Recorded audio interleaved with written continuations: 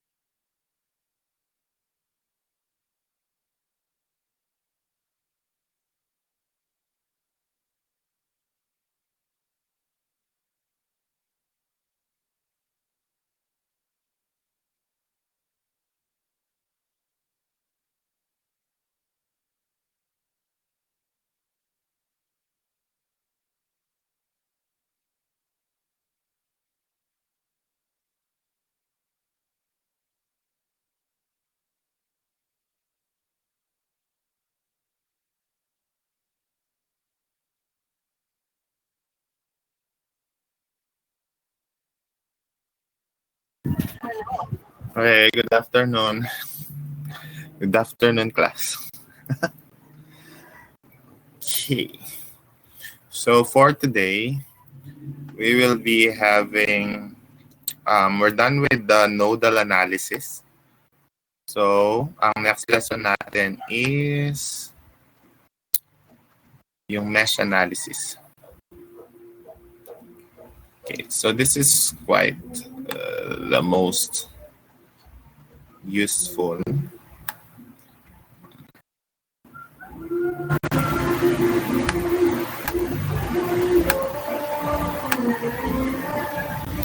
Okay, ito ang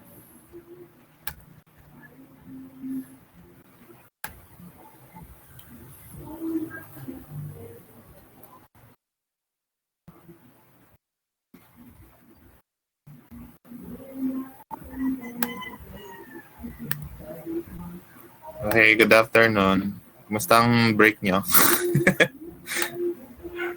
Kumusta ang academic break?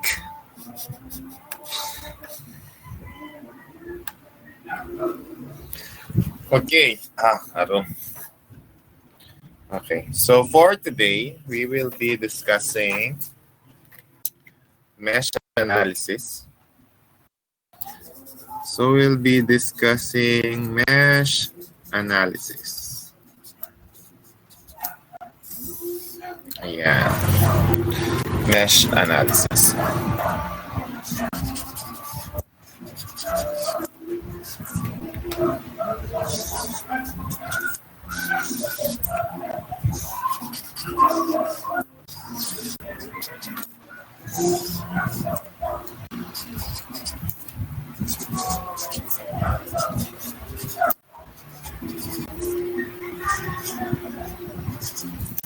Ayan.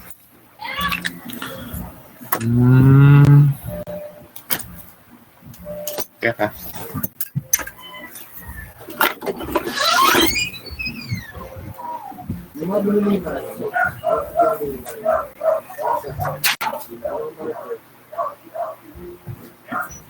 Doon po ba?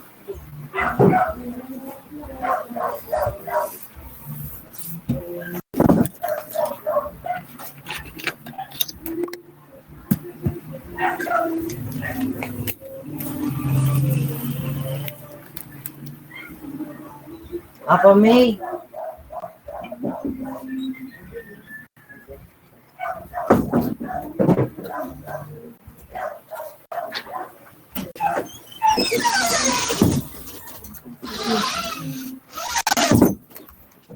Ayan.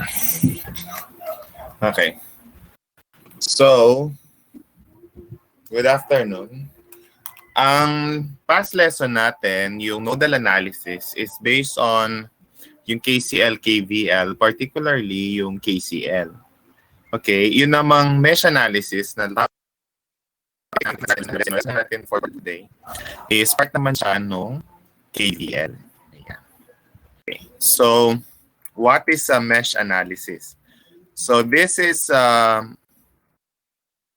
mesh analysis provides another general procedure for analyzing circuits using mesh currents as the circuit variable. So, dun sa previous, kung nodal voltage ang hinahanap natin as variables, dito naman, mga mesh currents.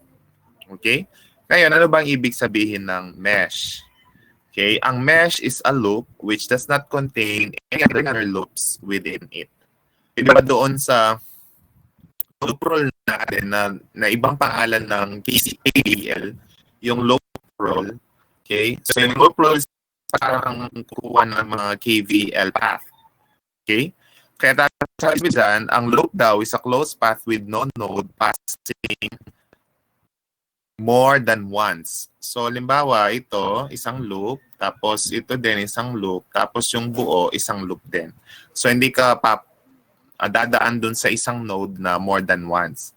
Okay, kaya lang, mas simple yung mesh. Yung mesh is a loop which does not contain any other loops. Kung i-consider natin ito na isang mesh, isang loop, okay, wala na tayong ibang makukuhang loop dito, kundi itong loop lang. Ganito din naman dito, itong part na to, yung isang loop. Pero, kung i-consider natin yung pinaka-outer na loop, okay, hindi na siya considered na mesh kasi dun sa loop na yon, merong inner loops, yung loop dito at saka loop dito. Okay, tama ba? Kaya class, kung ano yung mga nakikita nyo na obvious na loop, yun na yung mga mesh. Mesh na yung mga tawag doon. Yung mga obvious na nakikita na natin na loop for KVL, yun na yung mga mesh na tinatawag. Okay? May question ba doon? Okay, so, yun. So, halimbawa, dito sa example natin ito, so meron tayo lang dalawang mesh. Yung mesh loop. So, ito lang siya at saka ito. So, yung outer kasi hindi siya it's a loop but it's not considered a mesh kasi meron pa rin mga inner loops sa kanya. Kung wala ka ng inner loop, mesh na siya. Mesh na yung tawag. Okay? So, these are the steps in determining mesh currents. Una, assign mesh currents to the n meshes. So, ilan ba yung mesh natin dito? So, dalawa lang. So, we assign mesh currents. So, let's say that this is, class puro ako counterclockwise, ha? So, let's call that I1 and mesh current 2. Ayan. Mesh current 1 at saka mesh current 2. Ako niyo ba? So, we assign mesh currents to n meshes. So, meron tayong dalawang mesh. So, meron tayong dalawang mesh currents, I1 and I2. Ayan. Then, apply KVL to each of the n meshes. Use Ohm's law to express the values in terms of the mesh currents. And then solve the resulting n simultaneous equations to get the mesh currents. Okay, dito na yung super mesh. So, yeah. Okay? So, apply lang natin. So, KVL at I1. Okay, class. Since ang reference natin is I1, so parang itong current na tong I1 is dumadaan siya lahat sa buong loop na yan. At the same time, yung I2 natin, dadan din siya sa buong loop na to. Okay, so gagawin na tayo ng KVL. So, halimbawa ito, this will be negative 20 plus 10 I1 plus, okay, paano naman ito? Okay, so yung 8 natin is sa resistance. And since reference natin is I1, so we'll take that I1 minus I2. Kasi dalawang current yung dadaan dito sa 8 ohms. Dalawang mesh current yung I1 and I2. So, since ang reference natin is I1, it will be I1 minus I2. Then, kung wala na, that will be equal to 0. Okay? And then we just simplify. So, that's a negative, huwag ko nang saling negative 20. Ito na lang, klasyanin ko na. 18I1 minus 10I2 is equal to 20. So this is our first equation. Ayan. Okay. Okay. Question? Wala. So let's proceed to the second one. So KVL at I2. It's the same lang. We follow the path lang naman. So this will be 5I2 plus 10 plus 8. Okay, but this time it should be I2 minus I1 is equal to 0. And then we just simplify. 10, tama ba? And then we simplify. So this will be negative 8I1. Multiply ko siya doon. And then plus 5 process is 13I2 is equal to negative 10. So this will be the second equation. Ayan. We have two equations and two unknowns. Okay, so therefore, we just solve simultaneously. So this one will be 18I1 minus 10I2 is equal to 20. So this is from the first equation.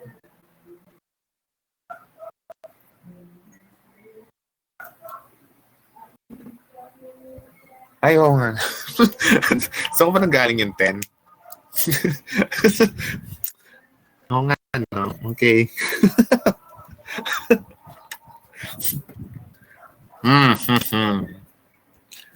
So, it should be, okay, 8I2. 8 lang pala. Nga, no? Yan. 8I2. Thank you very much. Yan.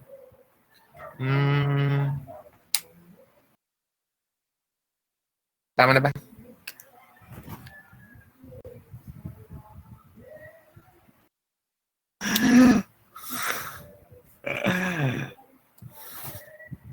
Saan? Area. How will I pronounce your name? Hindi po masama yung 8 sa I2. Negative I2. Okay. So, let's solve simultaneously. So, this will be... What should we multiply? O, paano din na tayo nag-iisip? Yung una, multiply natin 18. Yung pangalawa, 8. Ayan, para diretso na lang. Sandali, wala akong calcu.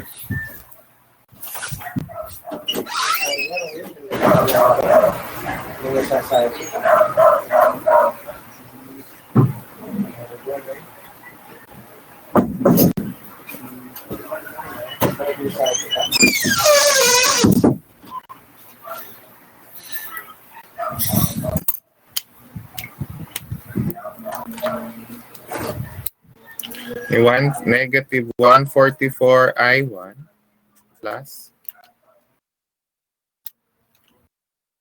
234 I2 is equal to negative 180. Yes, 144 I1 minus 64 I2 is equal to 160. Then we add cancel. So 234 minus 64. So it's 170. I2 is equal to 180 minus 160. 20. Negative 20. So divided by 170. So I2 is equal to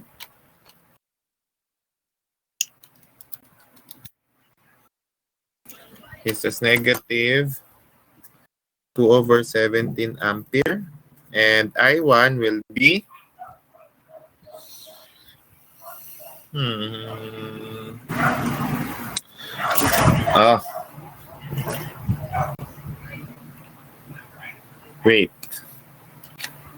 Wait, na-disconnect yung phone ko. Someone's calling.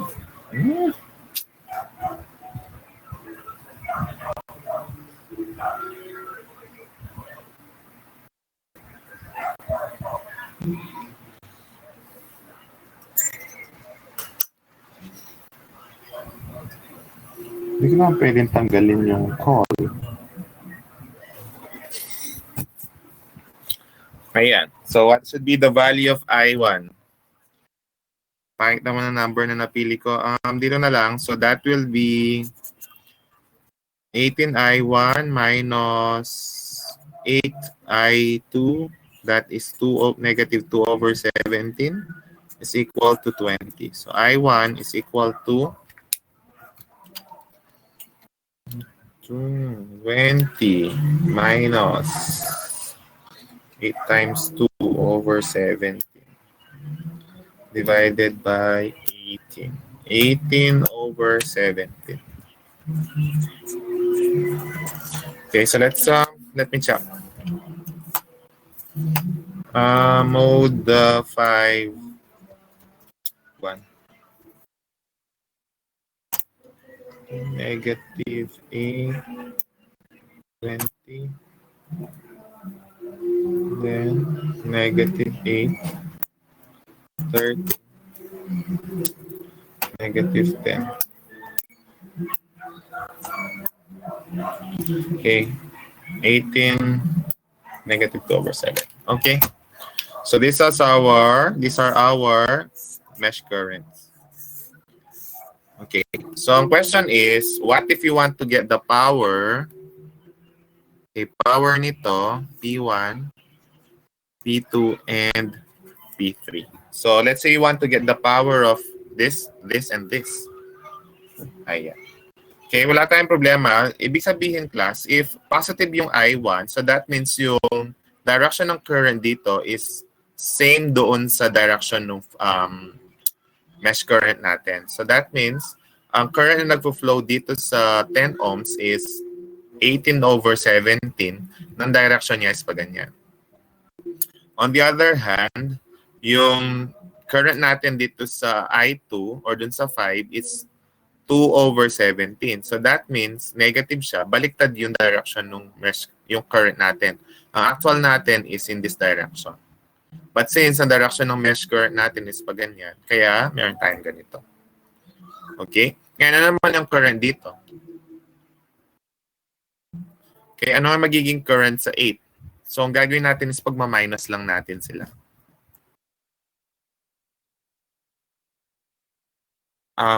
Sandali, i-refresh ko yung conference natin.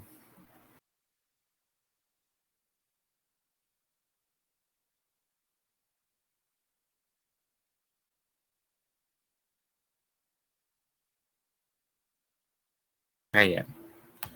Okay? Sa mga, actually sa EE, ito yung pangalawang paborito nilang method. Yung una is yung source transformation. Ito yung pangalawa. Okay? Mostly they don't like nodal analysis. They prefer mesh analysis. Ayan. Okay, so that means, dito na lang, ang P1 will be equal to, okay, so that will be 18 over 17 squared times 10. Ayan.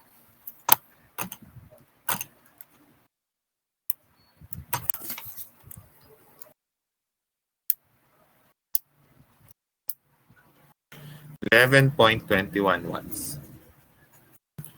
Okay, P2. Okay, class. That means if we'll have an exam, I can give you one circuit and ask you to solve it in 2 methods. Di ba?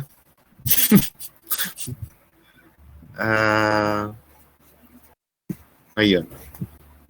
So, dapat, may clue na kayo. Kung ano yung sagot nyo sa isa, dapat pareho kayo ng sagot. Or else, sabihin, mali kayo. 0.069 watts. And P3 is a quantity 18 over 17 minus negative 2 over 17 squared times 8. So P3 is equal to 0.069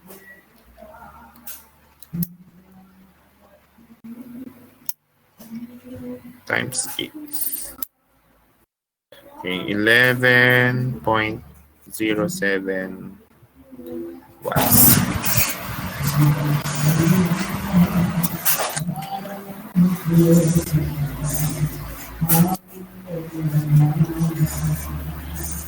Now, class, there are different ways of, for me, there are different ways of checking if what I did is correct.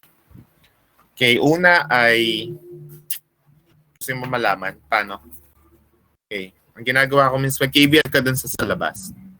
Okay, mag-KVL ka dun sa labas, magiging negative 20 plus 10 times 18 over 17 plus 5 plus negative 2 over 17 times 5 plus 10. Is that equal to 0?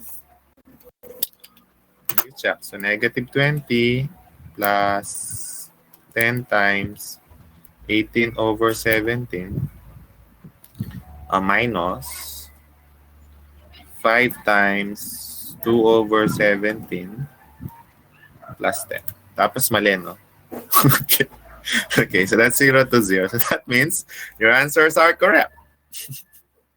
Okay, what's the other one in solving? Ako, yun, maghahanap ka ng ibang loop na hindi mo ginamit. Dapat pareho yung sagot. Or you can add the power. So, kailangan i-add mo lang yung power ng dalawa. So, halimbawa ito, ang power niya is 20 times 18 over 17 plus 10 times 2 over 17. So, that's equal to 20 times 18 over 17 plus 20 over 17.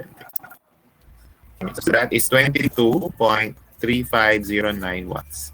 If I'll add the 3, 11.21 plus 0.069 plus 11.07. So I have like this one. It's the same. Almost the same. 22. Ang nag-round up kasi tayo doon. Okay?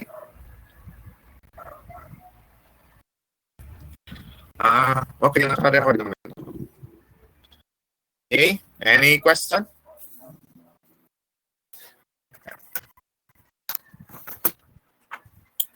Wala. So let's have another example. Probably we'll use the examples in the lecture. I think I've used that one. Okay. So, explain natin. Ano ba ang super mesh? Okay. Ang super mesh, kung meron tayong super node doon, meron naman tayong super mesh dito. So, super mesh is the results when two meshes have a dependent or independent current source in common. So, example sa circuit natin siguro ay ito. Ayan. Example dito is this one. So, nasa dalawang mesh, nasa pagitan siya ng isang current source na nasa pagitan ng dalawang mesh. Itong dalawa. So, that means we can write an equation. Okay? Kung sino yung nagpa-follow ng direction ng given na current, yun yung susundan na positive. So, halimbawa, in this example, ang isusulat natin nun is, the equation will be I3 minus I2 is equal to 3 amperes. And yung buong niya ito ngayon ay magiging din siyang isang mesh. So tatanggalin natin ito, tapos itong buong to magiging siyang mesh. Okay, yun yung super mesh. Okay, siguro yan na yung isa-solve natin ngayon. Para lang, lalakyan ko lang. Yan. No problem dito. So for the mesh currents and VO. So we are to find VO and the 3 mesh currents. So let me draw the figure.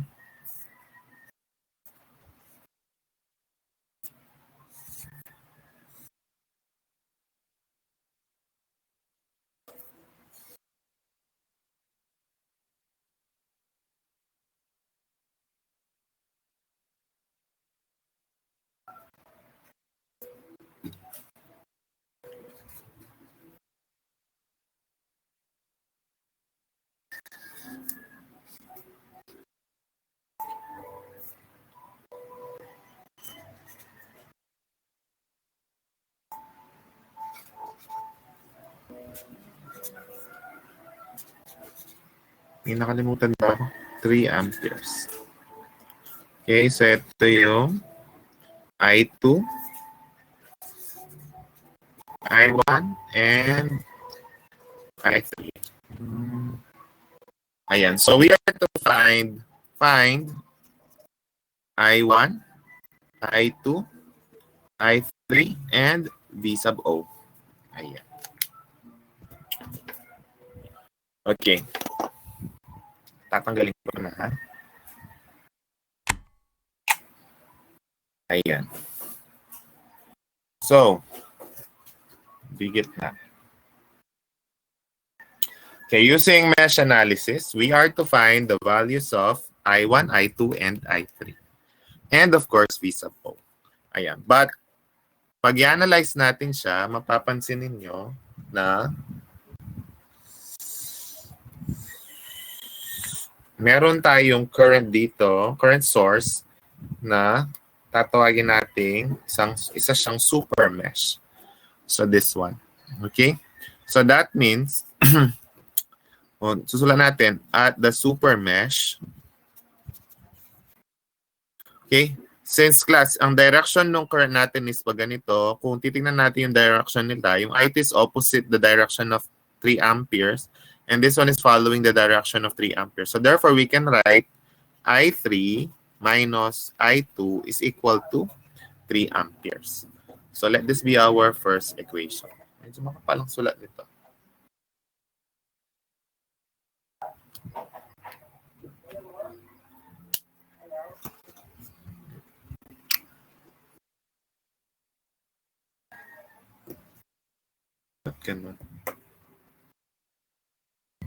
Okay. Question. And then, we will have a KVL on this mesh. Since, kinuha natin yung so therefore, this will act as a single mesh. Yung part ng ating mesh analysis. Yeah. So, ito niya na isa siyang mesh. Pagsasabayin lang natin siya. Okay, so pwede natin sabihin na KVL at the super mesh. Ayan. So KVL at the super mesh. So probably we'll start here. So in this is the direction. So this should be 2VO. Ayan. 2VO. Then we'll follow this as 4 plus 4. Now our reference is I3. So that will be I3 minus I1. And then we'll follow this at plus 2 times. So this is I2 minus I1. Tama ba? So reference natin is I2. So that will be I2 minus I1. Okay.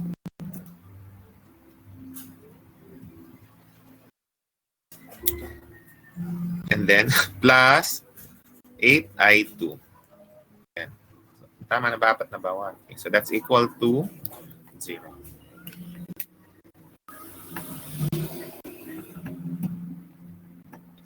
Okay? Nakuha ba? Any question on the equation of the super mesh?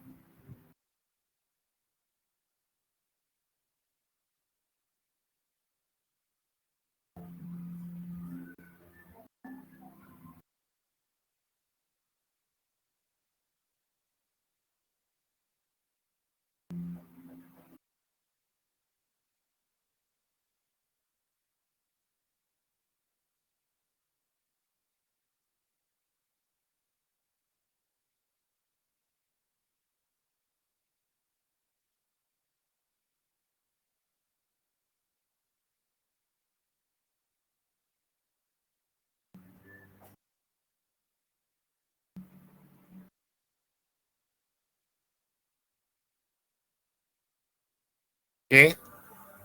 Mga question? Okay, let's simplify. Kaya alam may problema tayo, yung VO. Ngayon, paano natin kukunin ng VO? Okay, class. Tingnan nyo, meron tayong sign dito. Nandito yung VO. Okay, so that means may kailangan tayo ng current dito. Kaya lang, anong magiging current natin? We let V is equal to 2 times, anong current dapat? I1 minus I2 or I2 minus I1? What do you think? I2 minus I1 or I1 minus I2? Siyempre, titignan nyo yung Noel. Okay, I1 minus I2 because of the positive there. Okay? Kasi kung titingnan natin, nakasulat naman sa problem, positive dito, negative dito. Yung I2 natin is papasok siya sa negative. Yung I1 natin papasok siya sa positive. So it should be, tama ka, I1 minus I2.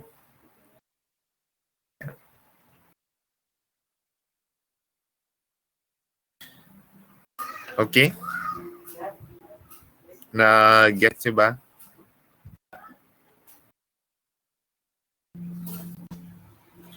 Okay. So, then we'll substitute na lang dito. So, magiging siya, sa substitute natin to magiging 4I1 minus 4I2 plus 4I3 minus 4I1 plus 2I2 minus 2I1 plus 8I2 is equal to 0.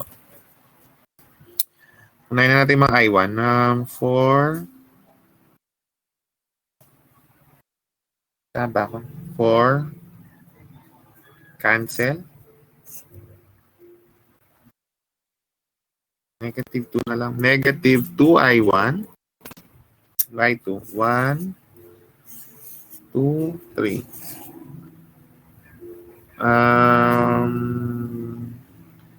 10 minus 4, 6.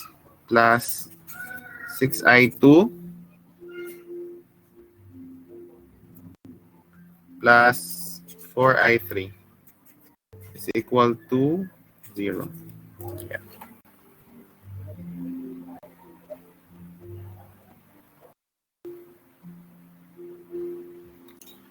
If you want to reduce the equation, na gawin mo siyang, divide mo ng 2, it's okay. Okay, so this will be our second equation. Okay, now we only have one. So we'll have the KVL at I1. Mesh current 1. So this is super mesh and then super mesh. So that means that's equal to negative 12 KVL dito. So plus 2 times I1 minus I2. Kasi reference natin I1. And then plus 4 times I1 minus I3 is equal to 0. So let's just marker na to. So let's simplify. So this will be 2I1 minus 2I2, 4I1 minus 4I3. So I'll have 6I1 minus 2I2 minus 4I3 is equal to 12. So this will be our second equation.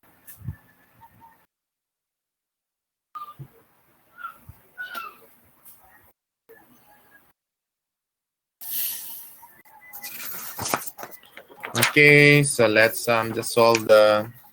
Okay, susulat ko lang sila. So klase, susulat ko lang siya as negative I2 plus I3 is equal to 3. Then negative 2I1 plus 6I2 plus 4I3 is equal to 0. And 6I1 minus 2I2 minus 4I3 is equal to 0. Ayan. So these are our equations. Okay, so ang gagawin natin, eliminate na lang natin yung first equation dito. Yung I1 dito. So mumultiply ko to ng 3.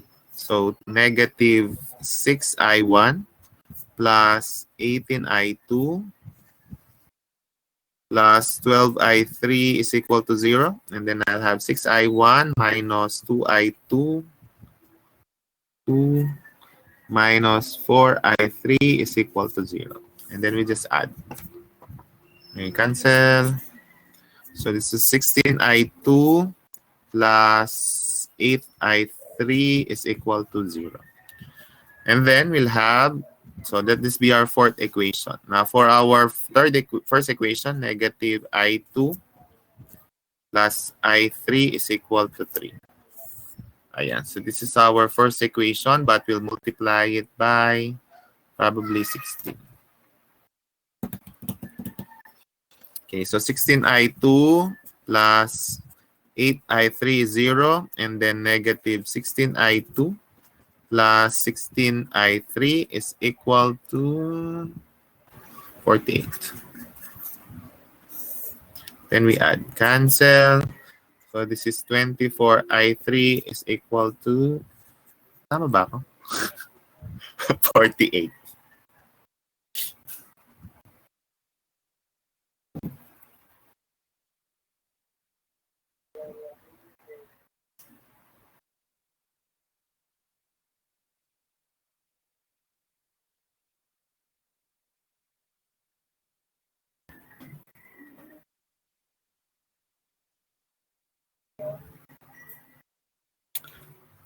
Parang may nawawala. May nakalimutan yata ako. Mali na sulat ko. This should be... Oh my God, this should be 12.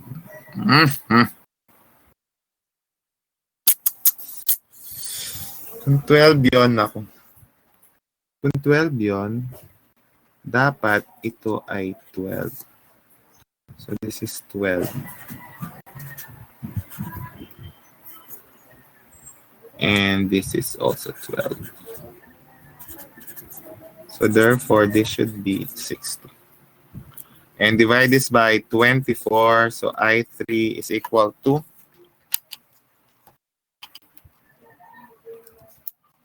5/2 ampere. Ayan. So kung 5/2 yung ating I3, so kunin na natin siya doon at equation 1. So at 1, so negative I2 plus 5/2 is equal to 3. So I2 is equal to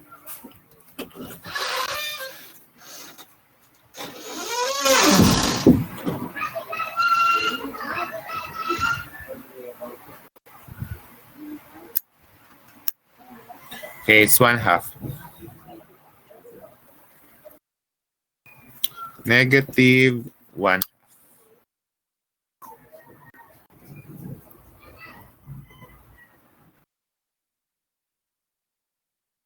And the last one,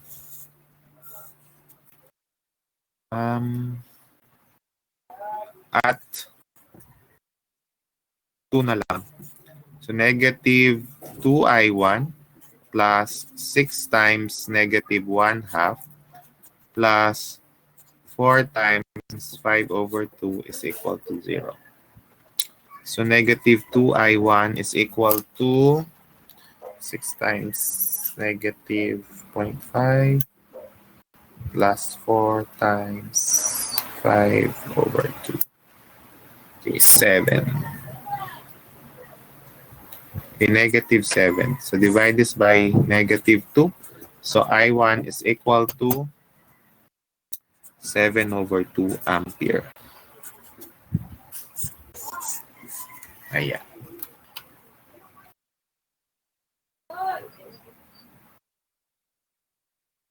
Okay, and finally, ano kasing isa, yung VO. So, yung VO natin is kukunin natin yung equation na to. Ayan, VO, dito na lang. VO is equal to 2 times I1 minus I2. So, therefore, this is equal to 2 times 7/2 minus I2. A negative 1/2. So what's our VO? The VO is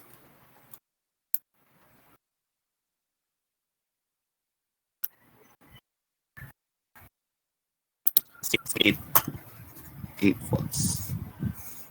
Yeah, 8 volts.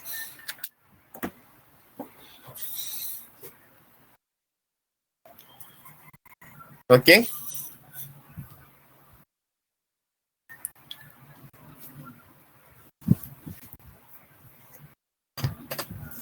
Any question?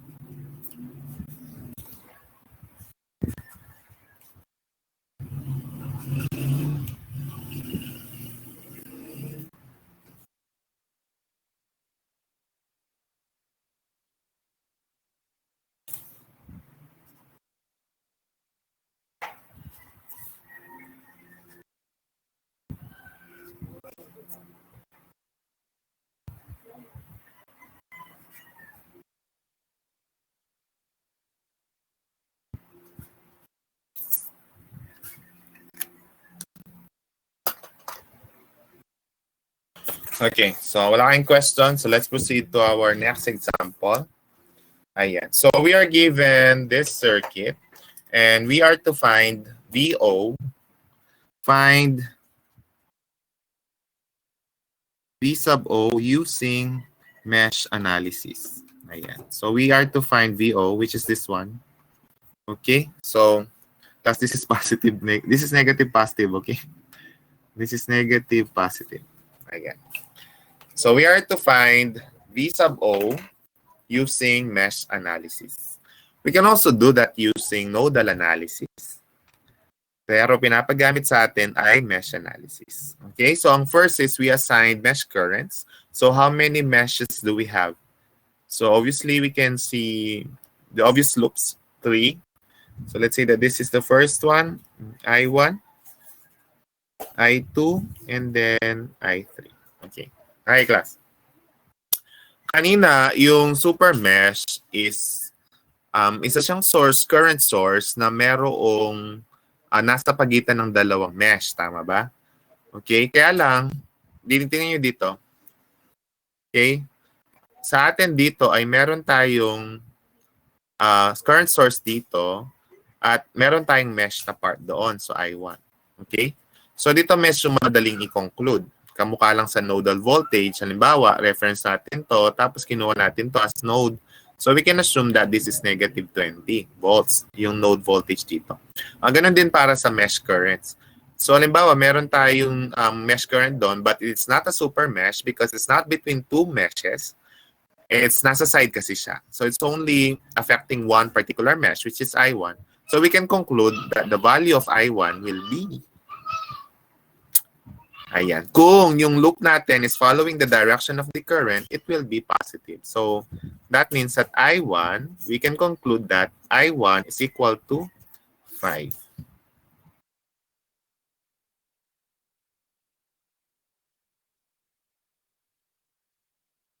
Okay? Any question on that one? We can conclude that I1 is 5.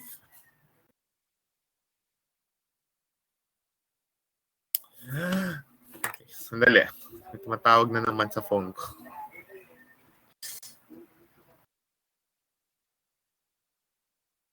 No, pinipick up ko siya.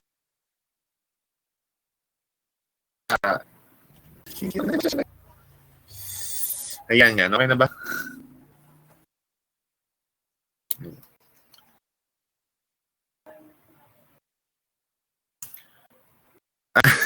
20. Ito 2020. Ang kapal naman. 20 volts. It's okay. This one is 40. Ayan. Ayan. Okay? Yan. So, walang question doon. Now, we can conclude that I1 is 5 amperes. Wala. Okay, so let's continue. So, let's have KVL at I2. Ayan. So, that will be negative 40 plus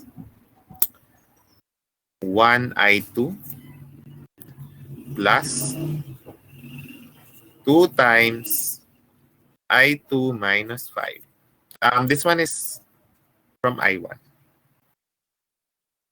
Okay? Dito na.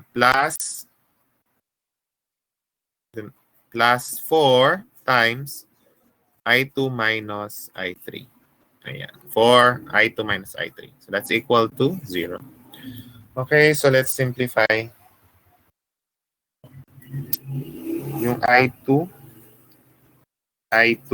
and then I2. So that's around 7. 7 I2. This is negative 10. And this is negative 4 I3. Okay, minus 4 I3 is equal to 50. Okay, so this is our first equation. 43 ba yun? 43 yung tinype ko. Tinulak pala. 4 I3. 7. 1, 2, 3. Plus 4, 7. And then 5, 10, minus 4i3. Ayan. Okay? Next, KVL at I3. So that will be 4 times I3 minus I2 plus 8 times I3 minus 20. Okay, dito lang. Wala na. So that's equal to 0. So I'll have negative 4i2 plus 12i3 is equal to 20. So this is our second equation.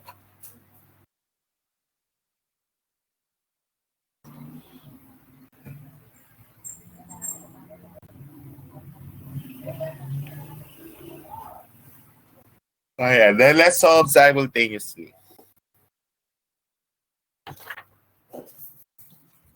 Okay, so that will be 7i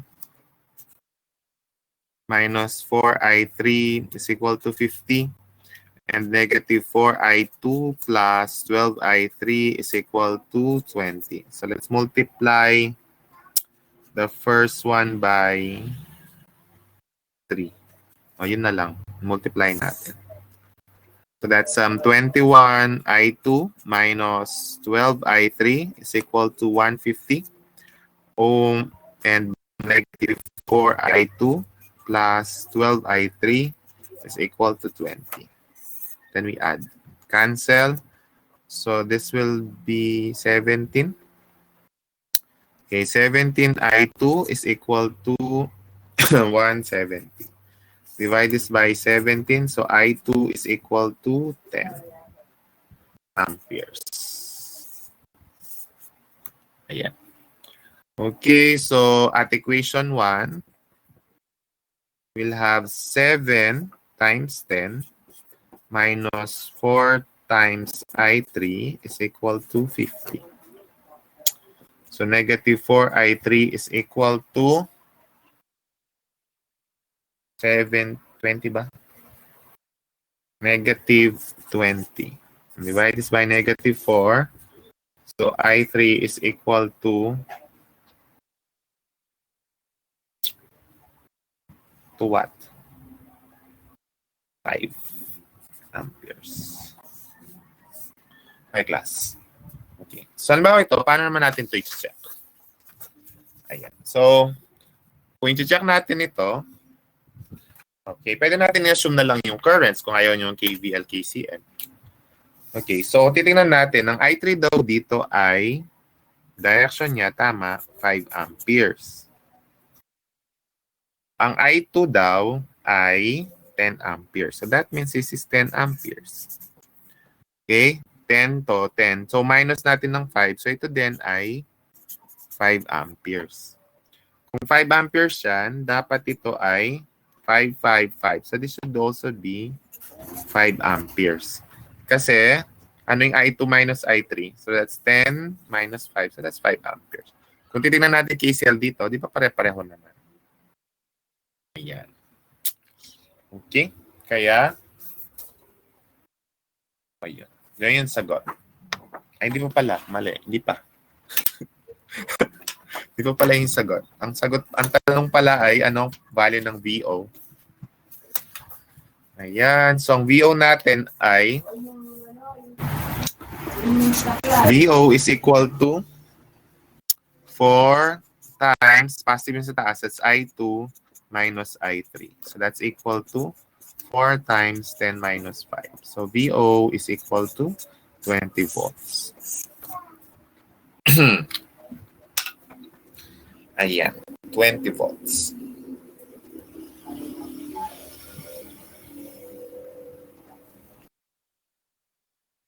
Okay. Any question? Okay, so I think that will be our last example for today. Kasi kung mag-open ang isa, medyo matagal. Ayan. So on Friday, we'll continue with some examples pa ng mesh analysis. And then open na yung mga activities ninyo for nodal and mesh. But I will deadline them next week. Okay. Ayun yung mga activities niyo for Nodal and Mesh. So I think I'll open them. Open na ba? Naka-open na naman yata sila.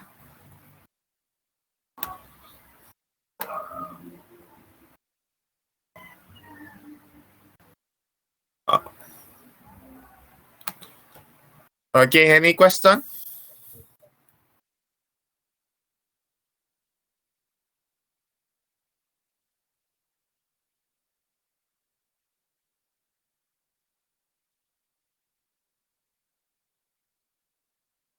Yes, Andre. Okay, so kung wala na kayong question, ayan. So that's it for today. Don't forget your exam on Friday, okay?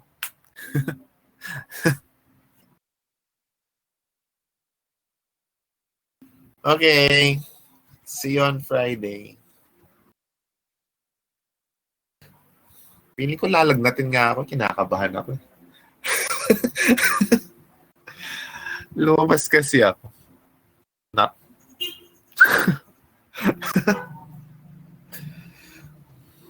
Okay, sige. See you on Friday.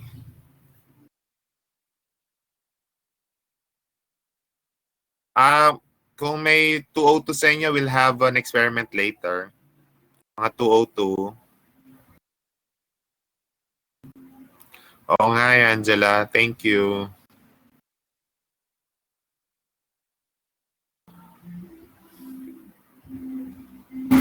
Niloloko nga nila ako. May panlasa pa ba daw ako? Kasi daw, kung wala akong panlasa, yun na yun. Wag naman.